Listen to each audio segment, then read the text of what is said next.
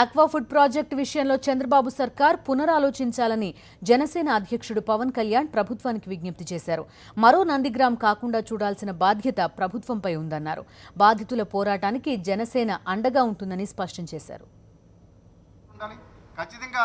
పశ్చిమ గోదావరి జిల్లా భీమవరం మండలం తుందూరులో Godavari mega aqua food park నిర్మాణాన్ని వ్యతిరేకిస్తున్న బాధిత గ్రామాల ప్రజలు జనసేన అధ్యక్షుడు పవన్ కళ్యాణ్ను హైదరాబాద్లో కలిశారు.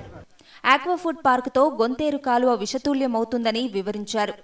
పంట భూములు కాలుష్యం బారిన పడి నష్టపోతాయని ఆవేదన వ్యక్తం చేశారు.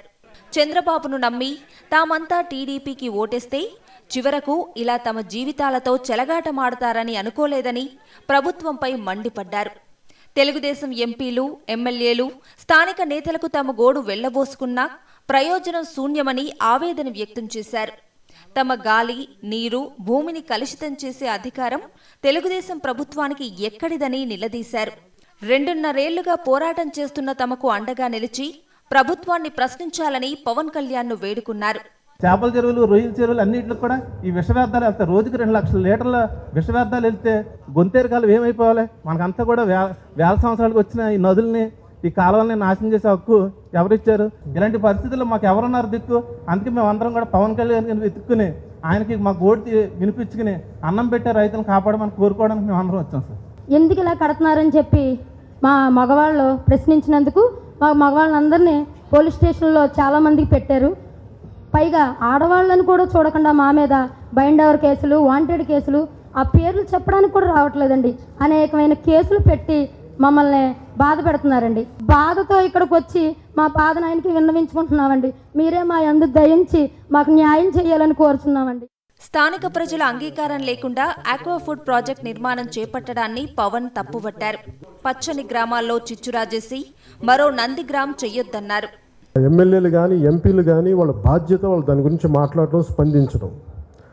అలా కాకుండా గత 30 రోజులుగా 144 సెక్షన్ ఏంటో నాకు అర్థం కాలేదు. చాలా చిన్న ఊర్లు అయ్యి, ఒక్కొక్క ఊళ్ళో 1,000 మంది, 2,000 గడపలు, 3,000 గడపలు ఉండే ఊర్లు అయ్యి. అక్కడ 144 సెక్షన్ పెట్టడం అంత దుర్మార్గం, అంత దారుణాలు ఏం చేశారు నాకు అర్థం కాల. ఇలాంటిదే ఇప్పుడు ప్రభుత్వం కానీ దీన్ని ఆలోచించకుండా ముందుకెళ్తే ఇంకొక నందిగ్రామ్ అయ్యే అవకాశాలు చాలా బలంగా కనిపిస్తున్నాయి. ప్రభుత్వం ఇదే వైఖరితో ముందుకెళ్తే కలిసొచ్చే పార్టీలతో శాంతియుత పోరాటం చేయనున్నట్లు పవన్ చెప్పారు. ఈ విషయంపై హైకోర్టు ఓ కమిటీ ఏర్పాటు చేసి స్థానికుల అభిప్రాయాలు పరిగణలోకి తీసుకోవాలని సూచించారు. ఆక్వా ఫుడ్ ప్రాజెక్ట్ తీర ప్రాంతానికి తరలించాలన్నారు.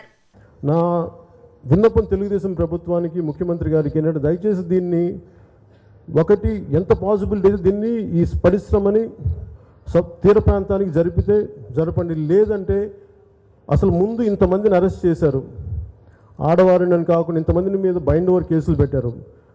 నిజంగా ఇలాంటి కేసులన్నిటికీ ముఖ్యంగా నా ఉద్దేశం ఏంటంటే ఒక కోర్టు వారిని కూడా నేను కోరేది ఏంటంటే ఒక కమిటీని ఏర్పాటు చేయండి.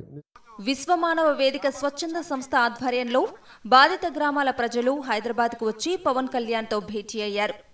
ఆక్వా ఫుడ్ పార్క్ మరో చోటికి తరలించే వరకు పోరాటం ఆగదని బాధిత గ్రామాల ప్రజలు స్పష్టం చేశారు. మాకెంత పట్టుదల ఉండాలి?